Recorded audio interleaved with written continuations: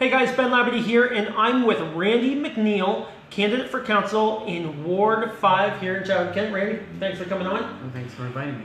And everybody, you know the drill. Throw in in the comment section your questions, your opinions, and just share your ideas. That's what we're here for, and we're going to hear also to learn more about Randy. And if you like what you're hearing from Randy, hit that share button for him, and hit that share button for other people to learn more about all the candidates. And again, for more conversations with candidates, go to benlabadie.com. So Randy, welcome, and tell us a little bit about yourself. You got a family, what's going on? Well, Ben, I'm a 64-year-old lifelong resident of Wallsburg. Married, one son, 3 lovely granddaughters. And I've lived and worked in Wallsburg my whole life, my whole career, and I'm coming back to council. I spent 9 years on council in Wallsburg back in the 90s. Okay.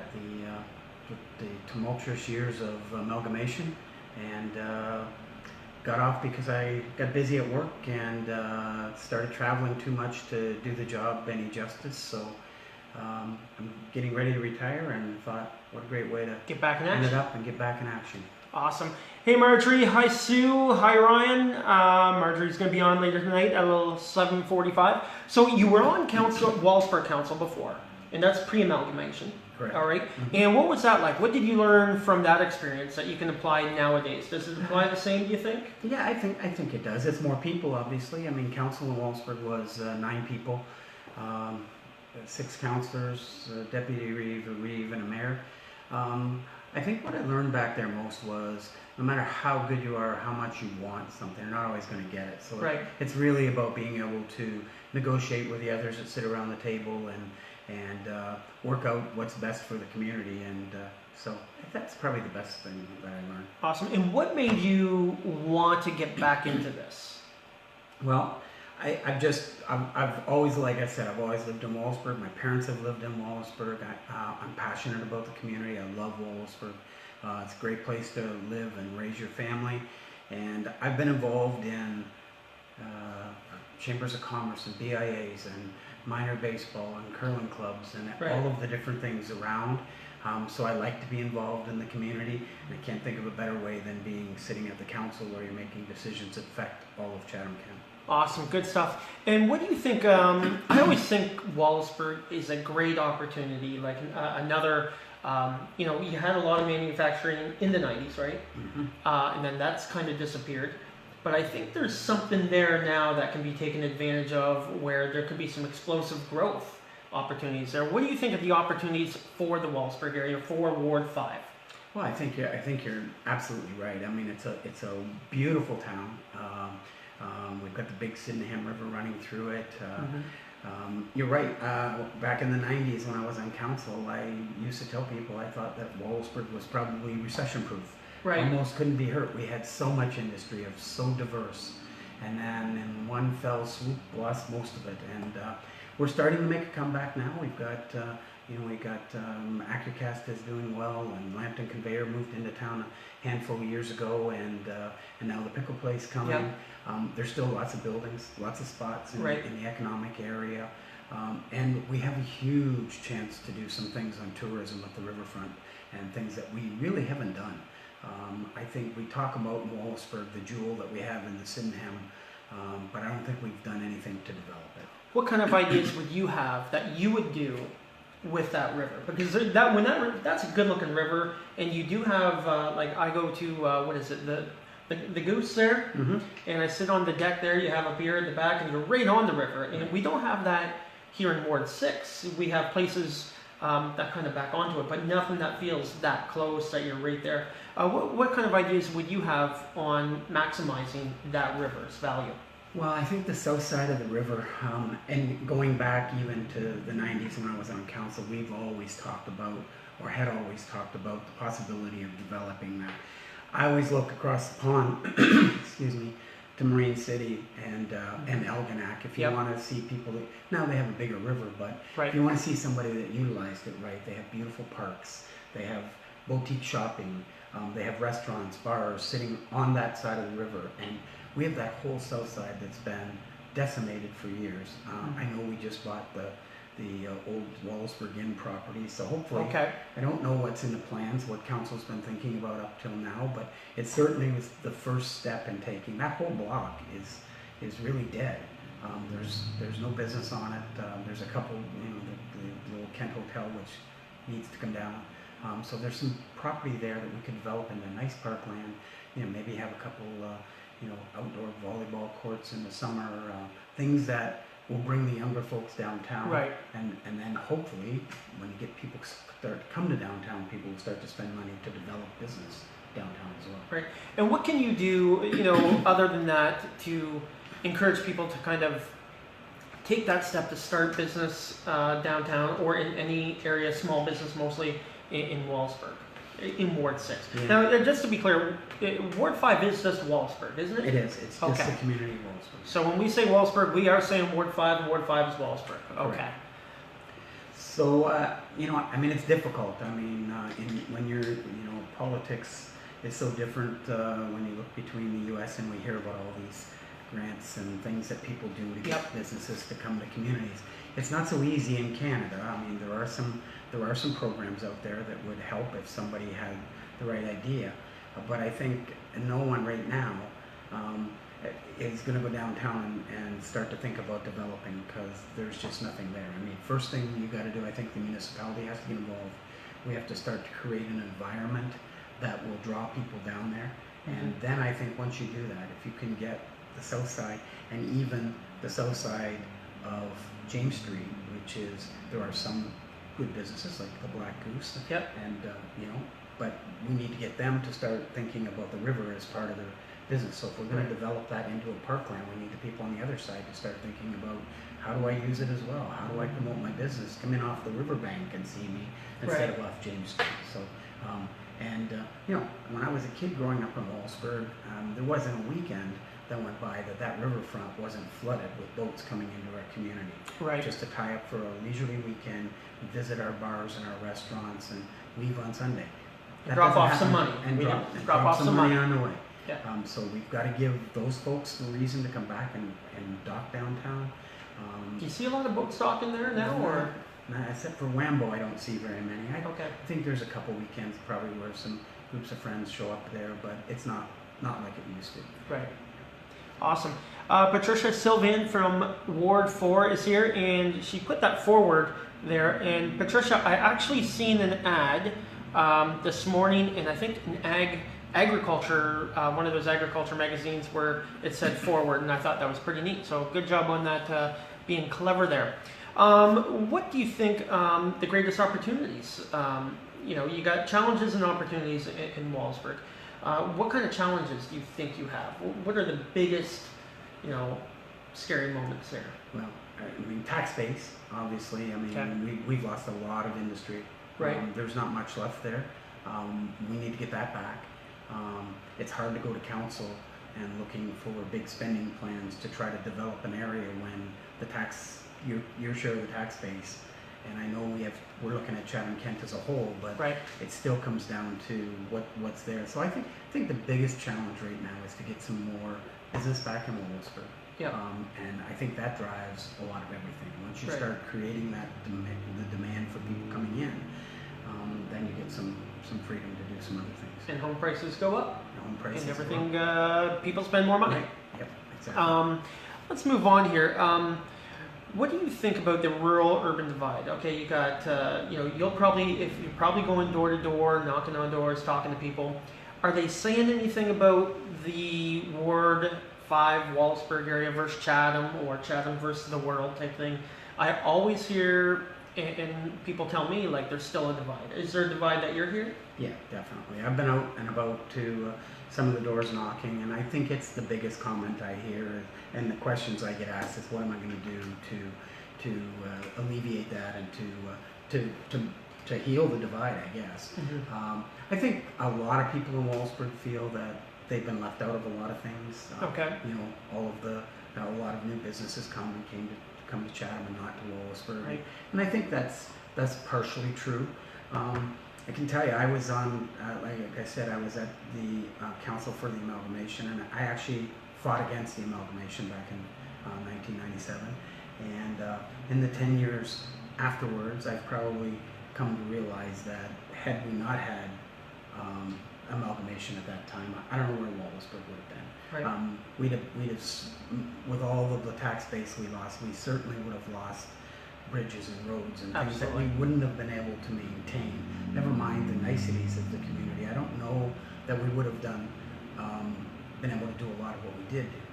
Having said that, I still don't think that we did as well out of amalgamation as a whole as we should have. I think, just thinking about the 21 communities back then and merging them all together and the jobs that should have been duplicated and the savings and things. And I heard just recently, and I'm again, it's unconfirmed, but I heard that we're like 50 more employees now in the city of Chatham-Kent than we had in all 21 communities in 1997. Oh, I wouldn't doubt that at all. I would have, when we were talking about amalgamation, we talked about all the savings that were there. I don't think they're there. But again, having said that, I'm not sure Wallaceburg would have survived had we not done amalgamation. So I think the people need to hear from the politicians. One of the legs of my platform is to create more transparency with council and to have all of council communicating, not just with their own wards, but with other wards. Right. Get out into the community. We're supposed to be representing Chatham-Kent on behalf of our community, but we're still representing Chatham-Kent. So I think that we haven't, as council, previous councils, haven't done a good enough job trying to dispel that Chatham against the world thing Right. that's going on. Patricia, I think he just kind of answered that. What would you have changed? And I think if you could clarify if you're talking about amalgamation or how it was done, but I think you kind of mentioned what you would change about it or how you would go about it a little bit more with more communication between the people in the wards and stuff. So yeah, throw in some questions, guys. That's what the comment section is for. Hit the share button if you like what you're hearing. Hit the like button to let us know you're there. Just hit it. Just let us know you're there. Now, what have you done for work? What was your past employment history here? Okay, so I've been a professional accountant for 35 years now. Okay. I've worked I worked for Louisville Slugger in Wallaceburg for 30 years. Started as an assistant controller and ended up being the VP of operations. I was part of Lambton Conveyor when we made the move from Florence and moved it back into Wallaceburg. I was the controller at the time. So my career has been in accounting since, I guess, 3 years after university or after college. I've always worked in the accounting field. I do now. I'm still employed today for a company out of Sarnia, and for the next little while till I'm ready to retire. Okay. Now, well, that's pretty good stuff. In that, usually, when we talk budgets and stuff and money stuff. So, what do you think that would best suit you for when you're sitting on council? Because you got 17 people. They're all big pieces of the pie, and everybody has their one thing that they're probably going to be better at than another. Where would that sit? Okay. Well, I think obviously being an accountant my whole life. Most of the people that know me would say that I'm at best frugal. So fiscal responsibility is extremely important to me. And the fact that I've worked and managed companies, I also spent about 4 years running 2 small businesses that I was partners with. So I know what small business somewhat needs and small business are. But I think my strong points are, I'm very good at sitting at a boardroom table and listening to all the points of view and then making a decision from there. And I would say that if I'm going to make a decision, it's probably always going to have a slight tilt towards fiscal responsibility. Okay. And how do you think the community of Chatham-Kent has been doing since amalgamation, number one, and then in the last 4 years? Do you think we've been spending a little wildly, or do you think we are on track with accountability in that? Well, from what I've seen, looking at the budgets and looking at the annual reports for the past number of years. No, do you actually look at these? Oh, Okay. definitely. All right. I think the municipality's in pretty good shape right now. I think they've done a pretty good job. I think their life cycle program is setting up for knowing when they need repairs and infrastructure improvements, and they're planning those out well in advance, rather than waiting to the end and having to borrow money, which generally ends up costing you twice as much to do the project. So, yeah, I think right now, from what I've seen, the municipality's in pretty good shape. Just need to continue it. It's very easy to start to wander when you start to dream about projects, and I know there are a few projects out there that could cost a lot of money, and we just have to be very cognizant that everything we do still has to fit in a budget someplace, because that budget's coming out of the taxpayer's pocket. Right. And one of my pet peeves has always been on council is we start with a budget and we use last year's budget and we build from there. And sometimes I'd like to see us start to tear down some of the budgets and start over in some of the departments, look at things and see how we can do things better. I'm not sure that we're always doing that as much as we're just saying, well, we spent this much last year and cost of living went up 2.5%, so I guess the budget's got to go up 2.5%. It doesn't always have to do that. Mm-hmm. It just takes a lot of work not to do it. And, so you have to have council that's... What could you do, what do you think the best spot would be to kind of reduce spending or save money or be more efficient? Where do you think that is most commonly found maybe in the municipality? Wow. If you had to pick a spot. If you've seen it before, where would it be? It's generally in operations. It's really getting down to how we do things on a day-to-day basis, how much we're planning, how much overtime we're having to pay to do things, those type of things. Yep. One of the things I've seen in budgets, a lot of our budgets have a relatively large miscellaneous account. Okay. Which is kind of giving managers freedom to do what they want with it. My personal preference would be to tighten that up a little bit. Okay. And we might find some money in that. Other than that, I think it's really sitting down and taking a look at the overall budget to fine tune it. And you know what? It's not always going to be popular. Sometimes you're going to make a cut that somebody doesn't like. Mm-hmm. And I when I was in council before, I used to tell the folks that I talk with, because when we do budgets, they talk about cutting something, that people be coming back saying, well, you can't cut that. Right. I use that. And I'd say, fine, I'll tell you what, here's all you have to do. I'll keep that there. You tell me something that you don't use or you do use that I can cut. Yeah. Because everybody wants me to cut things they don't use. Right. So I think it's just looking at it all and putting the pieces of the puzzles together. Awesome. Okay, so let's talk about dream projects, okay? Because we kind of touch on that. And the dream project that I've kind of brought up and I bring up every single time, and is the multi-sportsplex. I mean, other communities have it. I believe that we need something like that. Other people believe that we need something like that. And then there's people against that idea, and so it's too much money, we don't need it. It is a dream project. It is a big project. It's an expensive project. And of course, the municipality can't go it alone. Right. We're going to need help from, private, provincial, federal. How would you go about, that kind of project? Hey, Gloria. Well, I think it's exactly as you said, and like I said before, it's about right sizing it. I'm not opposed to it. I haven't, living in Walsburg, I haven't been as active in the Chatham sports scene for a long while. Right. I've been in sports my whole life. I truly believe that in infrastructure you need to have the right facilities and parks and rec and arenas and things to attract people, to attract businesses to your community. I think we need to do something. I know that the arena here is extremely old, right, and I've heard not in very good shape. Haven't had opportunity to read any of the reports.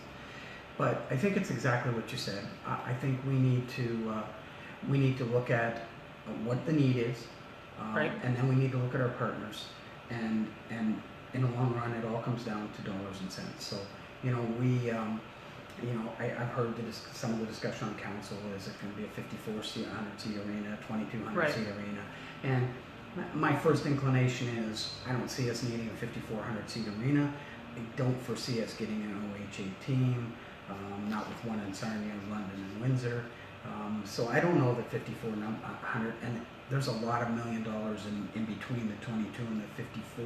Yes. So I would much rather see us do a better overall project than go with the big arena. I think 2,200 would more than suffice for the Maroons, and then we can do more of the sports complex part of it. You think we should do more kind of a study and get an idea if we could bring in a bigger team later on, if that's a possibility?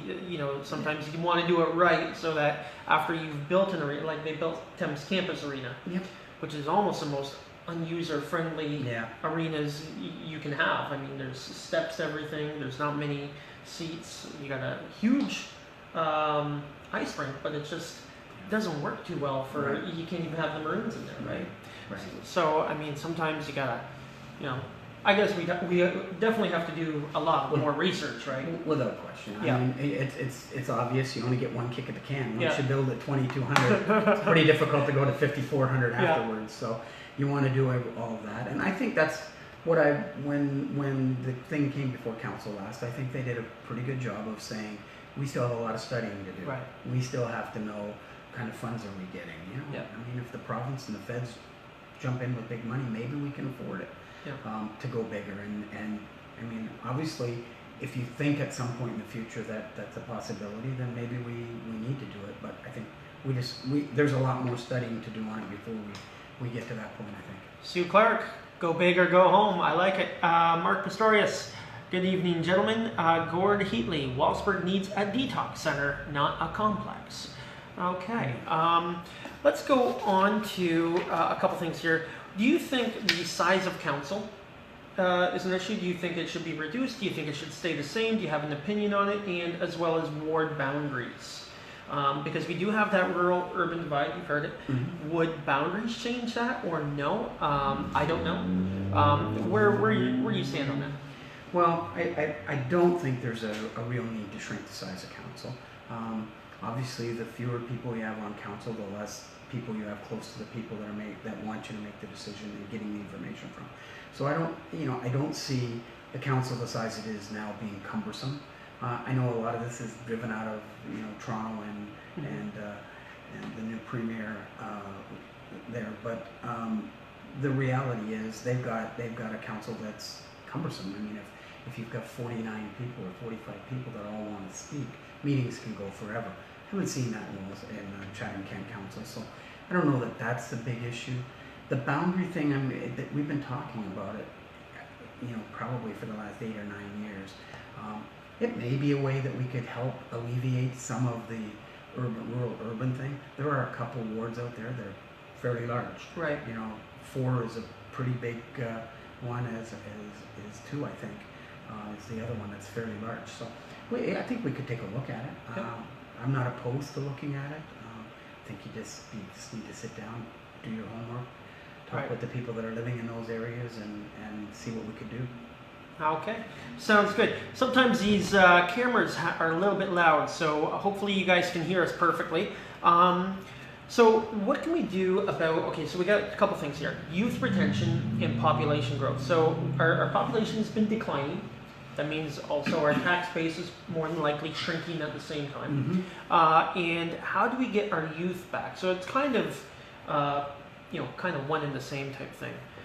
So where would you go on population growth? How do we grow our population rather than have a decreasing population going the other way? Well, boy, that's a good question. It's one we've been dealing with for a lot of years. Yeah. Right now, I think it's a lot of it is about economic development. We're losing the youth from our community because there's not enough good jobs for them to go to. Right. So I think there's always the youth that get enamored with going to the big cities and things like that. But there's a saying out there: take the boy out of the town, but you can't take the town out of the boy. I know a lot of kids that I coached baseball in Wellsburg for a lot of years, and I coached kids that were university, college-age kids that played, and without doubt, 90% of them left Wellsburg as soon as they could. I see some of them coming back now, and I see some of the kids that I went to school with coming back. They all want to come back to Wellsburg. They love Wellsburg. They just need that opportunity. They just need an opportunity. They need to have some skilled, high-tech jobs, not just call centers. We need to bring in some real industry where we can keep some of the brighter kids that want to stay. And again, to me, it's all economic development. We need to bring jobs here first before we're going to keep the kids. Right. What kind of strategies would you go about with economic development to bring in bigger business, or even help smaller businesses and local businesses expand and grow? Well, I mean, you have to first off make the employment world know that you're available. You have to have the properties available. I think Wallsburg has some sites where we could bring business into. I think you need to create a community that wants to bring people here, that companies want to come, that think that their people will come here and be able to live here, and that the ownership's going to want to come here and live here, because it's not most ownership of the size companies that are going to come to Wallsburg are going to be on-site ownership. They don't want to be absentee owners, so they want to be able to come and live here as well. And we have to, I guess we just have to promote. So there are lots of avenues out there where we can promote. And I think to some extent I hear about council doing that, the Economic Development Commission. Obviously they're doing something. They got a pickle company to come from Quebec. So somehow they got the word out that we were looking, and we're always ready to host somebody. So I think that's kind of it. I mean, we just need to promote our community and provide a community that will make people want to come here. Perfect. Hey guys, use that comment section to ask your questions, share your opinions, and your thoughts, as well as hit that share button and get to know Randy here a little bit more. When it comes to skilled workforce and the labor force and small businesses, construction businesses and that, what can we do to develop our skilled workforce? Because that is a big problem for many people that private message me about, make sure to ask these guys and girls and women, what can we do there to kind of educate? That's an excellent question. And when I worked at Lambton Conveyor, they made grain bins, a huge amount of welding, almost impossible to find skilled welders in our area, especially that don't get paid 55 or 60 bucks an hour. Right. Skilled trades, somewhere along the line in the past 25 years, we seem to lose our drive to promote that type of education for some of the kids that grow up here. Not everybody's meant to be an accountant or a doctor or a lawyer. And I think we really need to work hard with the schools. And I know when I was at Lambton Conveyor, we had a group set up with the local high school. I think the principal's last name was Mr. Lee, I think. And he came around and we talked at group meetings of the industries what we needed. And he had some of the communities that would bring kids in and show them what they're doing today, and bring the teachers there to show them maybe what you're teaching today isn't making a kid ready to come in to be a tool and die maker, right? And so I think we need to do that. We need to get back to the education system and say, it's not just about getting a BA and going off to be a doctor, go off to be a teacher that can't find a job for the next 10 years. There are kids out there that are gifted in the skilled trades, and we need to promote that, and we need to have jobs that pay enough to make someone to do that. Absolutely. And hello to my mom, Margot Labadie, so say hi to Margot. Hi, Margot. Okay, Gord. Randy is right. A lot of people do want to come home to Wallsburg, but jobs do stop that, or the lack of jobs stop that, or the lack of pay, the jobs that are available. Because there is lots of jobs available locally in the community. Sure. But are they paying enough to lure skilled trades and people that that are educated and can get jobs everywhere else? Can we lure them back with those? So that's kind of the thing we always face here. Hey, get your last questions in here. We're going to be talking a little bit more. We're going to talk about the rail line. All right. Starts in Chatham, goes to Dresden, ends in Wallsburg, or starts in Wallsburg, ends in Chatham, whatever you want to do. It's a distance of an exact distance of a marathon, 26.2 miles or 42.2 kilometers. I would like, in my world, to have the Great Ontario Marathon Trail, since we already have it. Okay, and I believe it could be something tourism related, it could be health related and fitness related. It could, and it links 3 communities. Now, where do you stand on the idea of the rail line? What would you do yourself with it if you had the choice? Well, I really haven't thought about what I would do with it. It's I guess of no use to us now. It's never going to be reactivated. I think there are lots of communities around. I do a fair bit of traveling around, and I see a lot of communities that have biking trails and hiking trails and running trails, and the world is moving towards that healthier, fitter. Get off and stop watching TV and stop playing with your phone and get out and do something. So, Hopefully. I would have no problem supporting something like that and figuring out how do we make it work. What a great way to hop on a bike and ride a 26-mile trail and hit most of the communities in Chatham Kent would be awesome. So I think it would be something certainly to look at and see what we could do with it.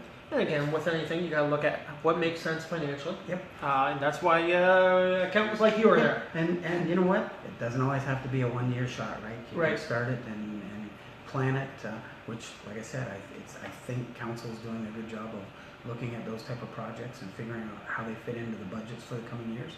Mm-hmm. And maybe that's one that, we need to, as with most things in municipalities, it usually takes somebody to drive it. It takes somebody like you to step up and come up with the idea, and us, and then it becomes us. It starts with one and becomes us, and pretty soon we can put something good together. Awesome. How would you grade the municipality, the direction they're going? Like, you've been talking pretty good of them. What would you give them a grade? Between 1 and 10 over the last 4 years. I'd probably say that they probably, and I guess it would depend on each of the departments, but on overall, I would say that I put them at 7, 8. Okay. I think they've done a pretty good job as a council.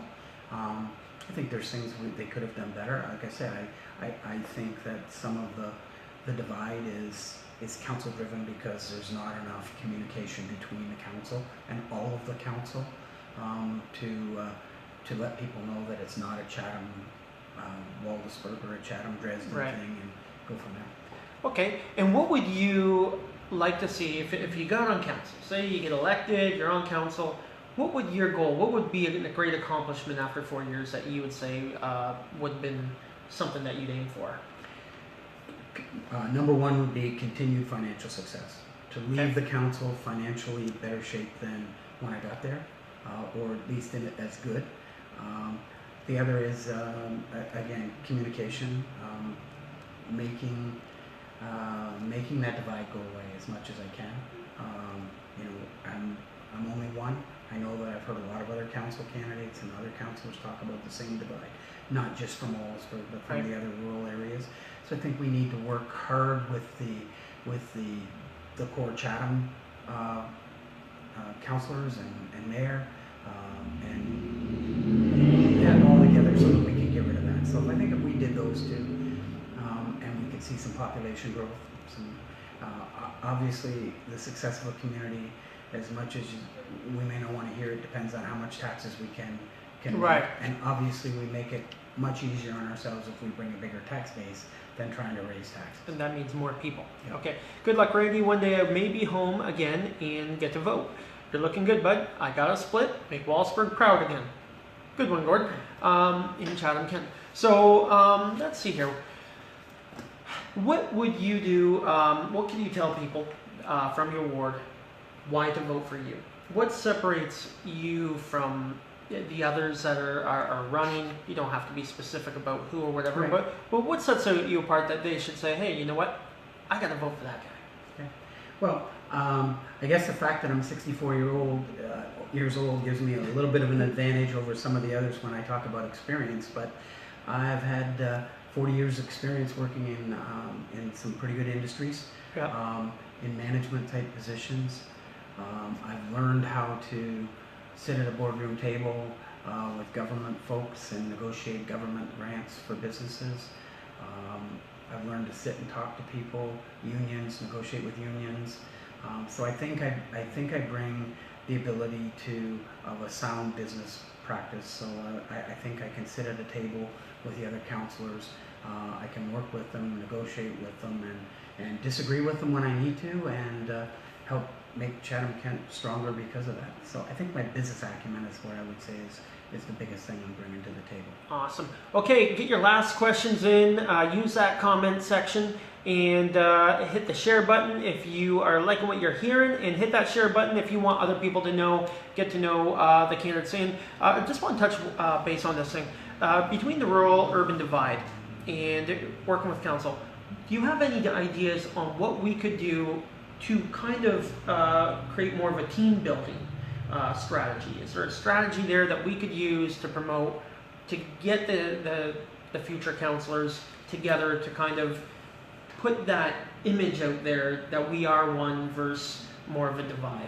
It's a tough one. Yeah, it is. Because every election we get the same, since amalgamation, we get that same, Right. Everybody talking like that. Yeah, and it's never going to be easy to get rid of that divide. There's always going to be the naysayers. There's always going to be those that think that we're getting shortchanged, or some communities getting shortchanged. I think the best thing is really communication. It's putting together teams of council and the mayor and spending time in other communities. I don't know how much of that goes on. I'm sure that individual councillors from time to time wander into Wolfsburg and talk to people to see what's going on. But I think and I know we have our budget sessions where we go to different communities and talk about budget, but I really think it just will take a concentrated effort on behalf of council to get out there and find out why people are saying what they're saying. Right. Would you support, I don't know if this is out there, I'm just thinking off the top of my head, a unity committee? Is there anything like that? I don't know, I know, but something that focuses on healing the divide. We always say heal divide. They say it everywhere. We say it in federal and provincial. Is there any way that we could put something like that together, a unity committee? Yeah, it certainly sounds like it's kind of what I think I've been kind of talking about, in that we need to get people from other communities inside of our bigger community to get out and understand what Wallaceburg is, what Tilbury is, what Dresden is, and become involved in some of the events that take place. Yeah. I mean, I'm as guilty. I mean, Chatham runs some very nice things over here in Chatham that I've never been to. Right. And I've lived here my whole life. Mm-hmm. So we're all guilty of it. In all of our defense, it is a massive area to cover. It is. Right? It is. So it's hard to get to every event. It is, but you just have to make an attempt to get to some of them. Yeah. And if you can reach 2 or 3 people, and they reach 2 or 3 people, and Yes. pretty soon we get a snowball, and hopefully we get a Chatham-Kent that is as passionate about Chatham-Kent as I think the people in Wolfsburg are about Wolfsburg. Right. And as I am about Wolfsburg. Awesome. Okay, I hope to have you back. Is there anything you want to say last? We've covered a lot of stuff. Mm-hmm. Yeah, we've covered pretty much everything. Is there anything you want to just say one more time? Hopefully we got you back. I'm going to do, for those who don't know, September 12th, doing a roundtable conversation with 15 candidates. That is going to be the first roundtable session night. And then there's going to be a following one. Randy, you'll be at the second one, but all candidates are welcome to be there for the mix and mingle, so that the people that show up can, ask you questions, because they will ask you a bunch of questions. And they want to meet. One thing that I've kind of discovered here is that everybody from different wards now wants to meet all the people from all wards. And I think that's a start to that unity, right? Them getting to know the other councillors and future councillors. So hopefully something happens of that. But I think the Unity Committee that we just came up with is a good idea. I'm not sure if it's out there already, but if it's not, I think that's something that should be brought up. I'm going to bring it up with Marjorie coming up next. Certainly something to look at. Yeah. Okay, so Randy, thank you for coming on. Thank you. And hey guys, Randy's going to be typing some stuff in here later, so if you do have questions on the replay, still ask the questions and you can comment back, and you'll also add your website or your Facebook page.